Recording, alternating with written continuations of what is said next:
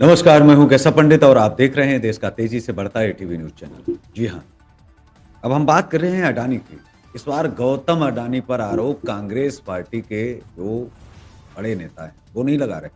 राहुल गांधी भी आरोप नहीं लगा रहे हैं। अरे आरोप क्या, मुकदमा कर दिया है अमेरिका ने। जी हाँ, बिल्कुल सही सुन पा रहे हैं आप। पूरी मीडिया में लगातार खबरें चल रही हैं और वो भी मुकदमा जो है ऐसा-वैसा नहीं, 420 का मुकदमा लगाया गया है, धोखाधड़ी का मुकदमा लगाया गया है। कहीं जाइएगा मत, सुन कर के ही जाइएगा और इसको शेयर भी कीजिए, क्योंकि राहुल गांधी अभी तक केवल अंदेशा जता रहे थे। लेकिन अब तो जो है अमेरिका के अंदर ट्रंप सरकार है, एक हिंदूवादी सरकार है, एक मोदी जी की सरकार है और मोदी जी के मित्र भी बताए जा रहे हैं। अडानी जी का जो चाल, चरित्र और चेहरा है, वो अमेरिका ने देख लिया और अमेरिका ने मुकदमा पंजीकृत कर लिया है और जाँच जारी हो चुकी है।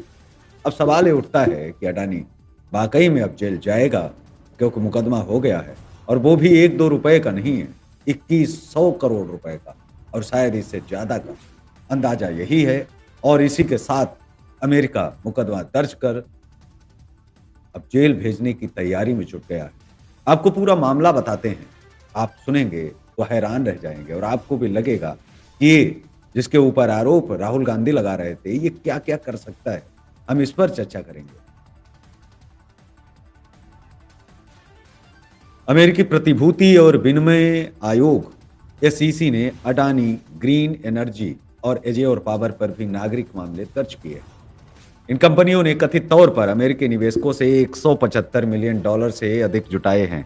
बता दें, यह दुनिया की सबसे बड़ी सौर ऊर्जा परियोजनाओं में से एक से जुड़ी है। अमेरिकी प्रोसिक्यूटर ने भारतीय उद्योगपति गौतम अडानी और उनके भतीजे सागर अडानी और अन्य अधिकारियों पर सौर ऊर्जा से जुड़े कॉन्ट्रैक्ट के लिए भारतीय सरकारी अधिकारियों को 250 मिलियन डॉलर यानी लगभग 2110 करोड़ रिश्वत देने का आरोप लगाया। आरोपों के अनुसार ये रिश्वत 2020 से 2024 के बीच बड़े सौर ऊर्जा अनुबंध हासिल करने के लिए दी गई, जिसमें अडानी समूह को 2 बिलियन डॉलर से अधिक का लाभ होने की संभावना भी थी। ये संभावना अमेरिका जता रहा है कि इतनी संभावना थी।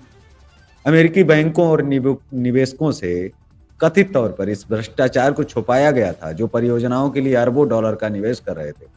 अमेरिकी कानून विदेशी भ्रष्टाचार के मामलों को आगे बढ़ाने की अनुमति देता है, यदि वे अमेरिकी निवेशकों या बाजार से संबंधित हों। न्यूयॉर्क के पूर्वी जिले के अमेरिकी अटॉर्नी ब्रायन पीस ने इस मामले को विस्तृत रिश्वत योजना बताया। अडानी और उनके भतीजे और अडानी ग्रीन एनर्जी के पूर्व सीईओ विनी जैन पर प्रतिभूति धोखाधड़ी, वायर फ्रॉड और साजिश का आरोप भी लगाया गया।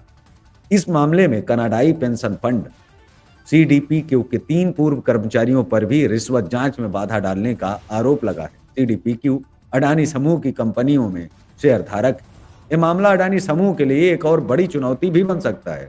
इससे पहले जनवरी 2023 में हिंडनबर्ग रिसर्च ने समूह पर स्टॉक हेरफेर और अकाउंटिंग धोखाधड़ी के आरोप लगाए थे, जिसके कारण अडानी समूह के बाजार मूल्य में 150 बिलियन डॉलर का नुकसान भी हुआ था। हालांकि समूह ने सभी आरोपों का खंडन किया है और अधिकांश नुकसान की भरपाई भी की है। अदालत के दस्तावेजों में खुलासा हुआ कि रिश्वत योजना के दौरान अडानी को न्यूमेरो, यूनो और द बिगमैन जैसे कोड नामों से संदर्भित किया गया। साथ ही उनके भतीजे सागर अडानी पर रिश्वत से संबंधित जानकारी को सेल फोन पर ट्रैक करने का भी आरोप है। अमेरिकी प्रतिभूति और विनिमय आयोग एसईसी ने अडानी ग्रीन एनर्जी और एज्योर पावर पर भी नागरिक मामले दर्ज किए हैं। इन कंपनियों ने कथित तौर पर अमेरिकी निवेशकों से 175 मिलियन डॉलर से अधिक जुटाए। बता दें, ये योजना दुनिया की सबसे बड़ी सौर ऊर्जा परियोजनाओं में से एक से जुड़ी है। अब इस मामले पर अडानी समूह की प्रतिक्रिया का भी इंतजार है कि आपके ऊपर तो साहब अब मुकदमा दर्ज हो चुका है, क्या कहेंगे? आपको बता दें कि लगातार राहुल गांधी इस देश में अडानी के ऊपर जो है भ्रष्टाचार के आरोप लगाते आए हैं और रिश्वत के भी आरोप लगाए हैं, लेकिन इस देश ने उनको गंभीरता से नहीं लिया है। लेकिन क्या भारत को भी गंभीरता से शुरू कर देना चाहिए? ये सोचना कि जो व्यक्ति भारत का नाम विदेश में जाकर के खराब कर रहा है, उद्योगपति की हैसियत से, भारत की हैसियत से जा रहा है, भारत का इतना अच्छा नाम जहां मोदी जी एक तरफ बना रहे हैं, वहीं उनके मित्र अडानी इस देश में, इस देश के नाम को और इस देश की जो छवि है उसको नुकसान पहुंचाने का भी पूरा काम कर रहे हैं। आप सोचिए, एक व्यक्ति जो अमेरिका जाकर अमेरिका के लोगों से ठगी करता है, क्या आने वाले समय में भारत के उद्योगपतियों को अमेरिका सम्मान दे पाएगा? या फिर अमेरिका के लोग विश्वास कर पाएँगे? या अमेरिका के लोग जो है पैसा दे पाएँगे? सोचने वाली बात है और बहुत बड़ी बात है। धन्यवाद।